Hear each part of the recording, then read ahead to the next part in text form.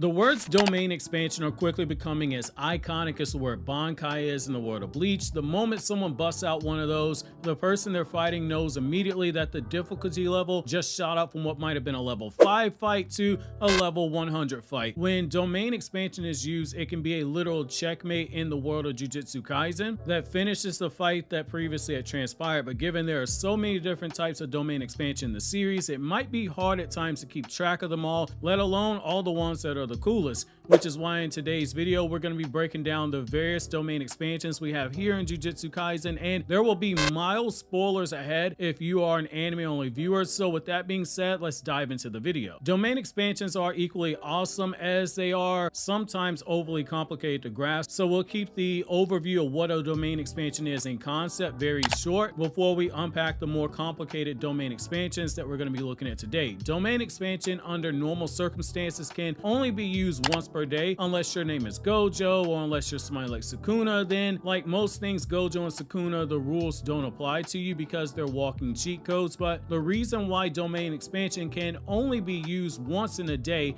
by someone is because of how much curse energy it takes in order to use them. So it's basically your trump card, and for a really good reason, because once the domain expansion is successfully pulled off, it's a guaranteed hit for your cursed attacks, which brings me to the next refresher. All domain expansions pretty much follow the same rules. Like for instance, the non-lethal domain expansion like Higuruma's domain expansion they used on Yuji, it doesn't kill, but anyone trapped inside of it has to abide by the rules of the domain expansion until it's actually dispelled. A really great way to think about domain expansion is to look at what Yu Yu Hakusho did with the chapter Black Saga and look at the whole power concept of territory. Someone caught inside a game master's territory had to play by the rules. There was no getting around it. The same with Kaito's territory taboo. We're allowed to place any words he wanted into a taboo category, and if he or someone else speaks the taboo word, then their souls will be removed from their body. The laws for the most part are pretty much absolute, and it's a similar thing with domain expansion. With domain expansion, where things get interesting is that there are some exceptions to what we see with most of the domain expansions we're going to go over. Most of the time you'll see someone set up a barrier, but then you have some who will use a domain expansion without having a barrier, which gives some risk in that the enemy might be able to escape. Part of the reason why you see people set up a barrier with their domain expansion, particularly those who have the lethal domain, is because it becomes a guaranteed hit. And even someone like Gojo, who has the power of Limitless, isn't above being touched by the attacks of that domain expansion. The size of the barrier, it can vary depending on if the user wants to make it massive or if they want to make it super small, like we saw Gojo do in the fight against Sukuna in the latest chapters. Finally, due to there being characters like Yuta who have domain expansion, but we don't actually see what it actually is, we won't be discussing their domain expansion due to the lack of intel. Starting things off, we're going to be going with the smallpox deity. It's a pretty powerful special grade curse spirit and has the ability to use domain expansion. By using its fingers to make the hand signs, the smallpox deity cuts on their domain expansion, and the domain that we see is that of a graveyard, which ties into the name given that for a time smallpox was a death sentence, and given it's a guaranteed hit, the domain expansion, once the conditions are filled, is death for the actual target. The domain expansion is pretty cool when you see it in the manga, slamming its fist into its palm and causing coffins to fall all over the place. And the craziest thing of all is that when the target is placed inside the coffin, if they're unable to get out within a certain amount of time, they get smallpox and die, which is fitting because they're trapped inside of a coffin. So if that sounds a little broken, there are a few things that should make you take a step back and breathe for a second, because the coffins themselves, they don't kill the person inside of them. In fact, we've seen people break out of them before, so it just comes down to an endurance situation. As long as you're able to break out the coffin in that time period, then you've got a fighting chance against this domain expansion. The other thing is that when the smallpox deity is operating on its own without the assistance of someone like Suguru Gero, then it becomes easier to defeat because it's got a one-track mind. It goes after the person who's pumping out the most cursed energy, and it's pretty much focused on one target at a time, which makes it easier to deal with in a fight. In fact, we've seen where this one at a time mentality has been used against, because Mei Mei was the target of the smallpox deity until a younger brother powers up and gets its attention, which allowed for Mei Mei to start doing damage to the smallpox deity. While it isn't the smartest curse spirit on its own, it's a special grade curse for a reason, and you can make the argument that had Mei Mei not been assisted during that fight, not even she could have defeated the smallpox deity, which is telling given how strong she is. Mayuto's domain expansion will be next, and given how much carnage that Mayuto does in season 2 of Jujutsu Kaisen, you're gonna be more than familiar with this domain expansion by now, so we'll only touch on the basics and we'll do him justice before we get into the more complex domain expansions that exist. As we all know, if Mayuto touches someone, he's able to transfigure them and alter the shape of their soul, making those grotesque creatures that he does, and as we've seen, he's able to apply this to himself and reshape his own body and soul, making him a real handful in combat. His domain expansion is a workaround weakness, which is that he needs to touch someone in order to shape their soul. Mayuto's domain expansion connects him with the souls of anyone trapped inside the barrier of that domain expansion, which, as we saw in season 1, Sukuna doesn't like it when someone touches his soul. Mayuto found out the wrong way. Next we have Higuruma's domain expansion, and this one is one of my favorites in the series, and it will likely be one of your favorites if you're a fan of series like Ace Attorney. His curse techniques revolve around his profession as a lawyer, like Judgment, which has a Shikigami holding scales, playing off the expression that justice is blind. Well, his domain expansion makes a courtroom and has a guillotine in the background, and he and the person that's trapped inside his domain are behind the actual podiums. Unlike the other domain expansions on this list, which have lethal guaranteed hits, this domain expansion doesn't come with a guaranteed hit, but instead the people inside the domain expansion are expected to abide by the rules set forth by the courtroom, and like a courtroom, violence is not allowed. When Itadori was trapped inside of this domain, the rules that we saw put in place were basically Yuji had to plead guilty or innocent to the crime that was listed in the envelope that Higuruma possessed. The evidence is presented by Judgment, and at that point the target has 3 options to prove their case in a satisfactory way to Judgment, which is either tell the truth, lie extremely well, or they plead the fifth and take silence, similar to how our own legal system works here in the United States. That being said, there can be drawbacks to this approach by Higuruma. For instance, if you killed someone in a car accident inside of another car because let's say there's a freak accident where the tire suddenly explodes due to a defect and you ram into the car in the other lane, killing the other driver and passenger, Higuruma won't know the context behind it at all. He'd just say you were guilty of killing someone and that will be that. That's why it's so brilliant of a domain expansion in my opinion, because like all things in the courtroom, not everything you see is cut and dry, and there's often context that can make or break a case, even in a setting like this where there is no jury of your peers. But instead, this is set up like a bench trial, which is basically Higuruma is the prosecutor, you are the defendant, and Judgment is the actual judge that sentences you as he sees fit, just like a bench trial in a real world setting. But if Judgment does give a sentencing for death, that's when you see Higuruma start going for the kill. But again, as we said before, this domain expansion doesn't have a guaranteed hit. So even if Higuruma does decide to kill you, someone physically stronger than him can actually win their fight and stay alive. Now, Kenjaku's domain expansion is another interesting one that is taking a page out of Sukuna's domain expansion in that it's an open barrier type of domain. Kenjaku makes a giant pillar of cursed spirits with this domain expansion. The faces of the cursed spirits are all merged together, and anyone within its range is hit by a monster explosion attack that has a guaranteed hit, which we saw when Yuki and Master Tengen tried to lay a trap for Kenjaku during the culling game, but Kenjaku's domain expansion delivered an explosive shockwave that did extreme damage to a special grade sorcerer in Yuki who was extremely powerful. Now Dagon's domain expansion is next, and his domain expansion isn't necessarily as impressive as the other ones we'll see on the list. You think domain expansion, you think of some creepier ones like Mayuto's domain expansion or Gojo's domain expansion. Dagon's domain expansion looks like it's a paid vacation to a beach because of how pretty the setting is, but there is a bit to worry about here because the Shikigami have a guaranteed hit rate when it comes to biting their prey, and these are dangerous man-eating fish that can be spawned directly from his body, and those man-eating fish include freaking sharks and piranhas. While Geto / Kenjaku uses this as a headquarters of sorts to meet with cursed spirits like Mayuto, if you're an enemy trapped here, you're screwed because of the guaranteed hit nature of its domain expansion, assuming of course you don't have the physical stats needed to deal with the man-eating sharks and take out Dagon, which basically means you have to be a freak of nature like Toji Fushiguro. Megumi's domain expansion is another one that is interesting, and what I enjoy about this particular one is that in the culling game arc, we see a really cool workaround to one of the weaknesses of its domain expansion when he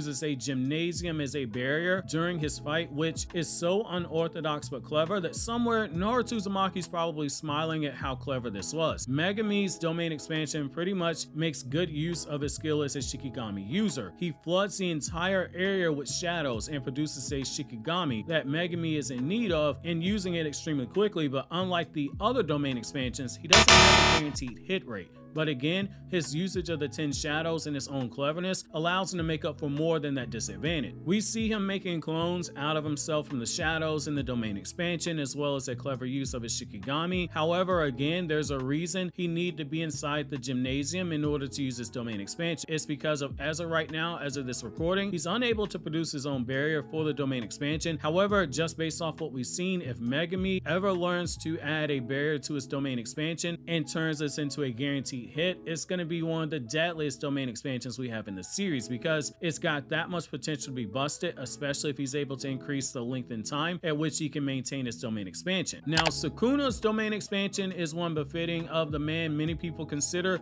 to be the strongest character of the series. Malevolent Shrine is a domain expansion that you do not want to be caught inside of, because while it might not be encased in a barrier, there damn near be no way that you're going to be able to move fast enough to avoid being cut up by the attacks. The reason being is that Sukuna's range of his domain expansion is extremely large. It's 200 meters in distance, which is just over 650 feet in distance itself. The chances of escaping that are next to zero. The domain expansion has two ways to gut you. Dismantle destroys any inanimate object within the range, and Cleave destroys anyone in that range who has a drop of curse energy. This is one of the deadliest domain expansions we have in the series, and there aren't too many available options to getting around this domain expansion. Anytime you have someone like Gojo being pushed because they're in a domain battle with you, you know that you're legit in possession of some of the most broken attacks in the series. Now, Jogo's domain expansion is next, and this one's pretty cracked for a domain expansion itself, but unfortunately for him, the person who he tried to use this domain expansion against was against Gojo. That's like trying to beat Steph Curry in a three-point shootout contest. I don't care how good of a shooter you think you are, there's a strong chance that you're not winning, especially if he's serious and he's focused, which in the Gojo versus Jogo fight, we saw exactly what happened when he busted out his domain expansion. Gojo turned it into a literal teaching moment for Yuji. Aesthetically, this isn't, say, as pretty as Dagon's domain expansion, but this one straight up reflects Jogo's hot-headed and angry personality. This domain expansion makes the environment of a volcano, and it lines up perfectly with his powers. In fact, against most people, this domain expansion just being casted on them would result in their death, because we're told the temperatures get so high that the average Jujutsu sorcerer gets burned up immediately, the same way that Cody Rhodes' dreams of winning the world title off of Roman Reigns got burned up at last year's WrestleMania. For most people, this domain expansion is an immediate death, and if you don't die away, that smoldering heat is going to be a problem that eventually kills you, and even if you can survive it, you still run into the issue that Jogo is still able to enter into combat against you. Between all that moving around, you're eventually going to die. It's a super lethal domain expansion if your name is anyone except for Sukuna or Gojo or Toji Fushiguro. It's a simplistic domain expansion, but when you have something this overpowered, sometimes simple is all you need. After all, Gojo, Toji, and Sukuna are the only exceptions of people that could survive this domain expansion. They're each the people being billed as being some of the strongest in the series. Toji doesn't have curse energy, and Gojo and Sukuna are viewed as being unkillable, so it stands to reason that exceptions don't make the standard. Now, Hakuri's domain expansion is another one that's one of my personal favorites, and when we see it, it's in one of the arguable best fights in Jujutsu Kaisen. His domain expansion, Idle Death Gamble, is another one. When you sit down and think about it, it's actually very overpowered. If the odds fall in his favor, this ability, it plays a huge role in him being able to win the fight itself. His domain expansion, Idle Gamble, is basically a Panchiko type domain expansion, which manifests a train station environment that basically is one big gambling event, because it's all about luck for him. He has to get 3 of the same numbers to hit jackpot and defy the odds of a 1 out of 239 chance of doing so. But if he does hit the jackpot, that's when things get super interesting. He gets a monster power-up of unlimited curse energy for just over 4 minutes in length, which basically makes him unkillable. He's constantly using reverse curse technique to heal his injuries even when his brain is targeted. The man is just continuing to heal. If he were a video game final boss character, he's the character who has a health bar that automatically replenishes after receiving damage, no matter how much the damage it is. If If he's able to hit the jackpot, that unkillable mode makes him into one of the most dangerous characters in the series and shows exactly why in season 1, when Gojo thought Yuji was dead, we saw Hakari in the background with Yuta when Gojo spoke of the next generation of Jujutsu sorcerers that he hoped had the potential to rival him. Techniques like this are why. Now, speaking of Gojo, in a very subtle way, Hakari's domain expansion should remind you of Gojo's domain expansion. Allow me to explain. We saw Gojo use domain expansion and learned that if he uses it for too long, the information overload that it gives to the target is enough that it can turn someone into a human vegetable. Basically, the meme of somebody's head exploding actually applies to it, and Hakari's domain expansion does this to a degree. The rules are very complex for its domain expansion, and it's all loaded up into the mind of the person that's trapped inside the domain expansion, but it's so much of a massive info dump at once that it can be argued to be a bit jarring. The domain expansion can run on a few different levels, which again, given how complex yet utterly simple the domain expansion is and how utterly broken the payoff is for this in terms of a reward becoming unkillable, it makes sense to go through so many hoops in order to get jackpot. First, him and his enemy are surrounded by turnstiles and the Ponchico effects are all around them. Next, the color of the ball that he uses will increase his chance to hit jackpot and become unkillable. Also, rainbow color indicators or 4 consecutive effects will guarantee the jackpot as well. However, to offset these increased odds, the color is picked at random, but he can also look at the colors and figure out what his odds for success are, with the gold ball giving him the highest chance of getting a jackpot. It truly is a game of luck for a super crack power. Even wilder, say he has a severe streak of bad luck and can't hit the jackpot, the timer goes off and he's likely to get a rainbow ball, which in turn guarantees he hits the jackpot. This is very fitting for the character when you consider when we first meet him in the series, he's running an underground fight club and he's rigging the fights at the time. The way his domain expansion works, when you lay out all these factors and see all the potential chance boosters, it's basically like going to the casino and thinking you're going to beat the house. It might happen every now and then, but the chances are the house will win.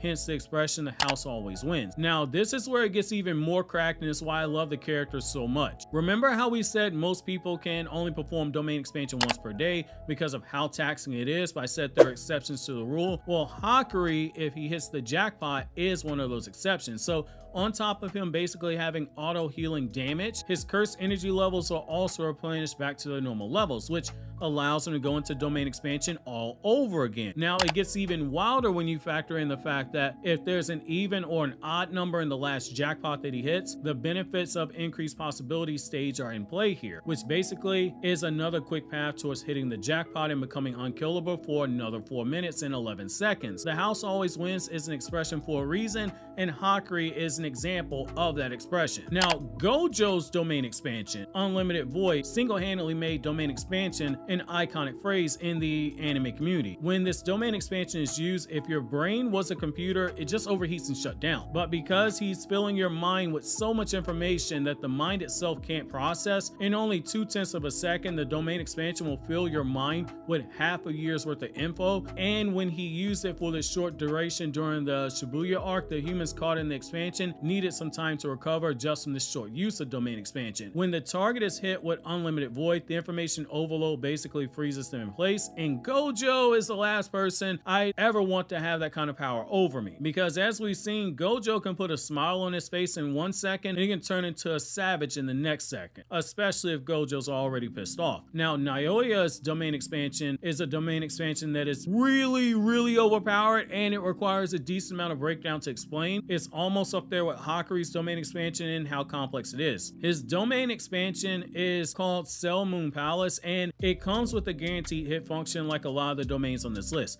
The primary location is made up of a straight line of flesh that leads to a giant eye behind him. The guaranteed hit function injects films of animation frames into the neck of the target. Anyone caught in it must follow the 24 frames per second requirement of the projection sorcery, or it results in ungodly amounts of damage done in the form of injuries. The increased precision of this technique is really deadly. We see the cells targeted, and with single frozen cells, it causes countless cuts to appear all throughout the body and eventually immobilize them, and if movement is forced, then a limb will be cut off. The only reason we saw this domain expansion not kill everyone caught inside of it during the culling game was because Maki was there, and with Maki, the domain expansion couldn't target her the same way it couldn't target Toji, because it doesn't recognize her, because she doesn't have cursed energy. It sees her the exact same way it sees other buildings, which is ultimately why she can move around in the domain and eventually kill the caster. What makes this as deadly as it is, when you sit down and think about it, is that it's already crazy to expect someone to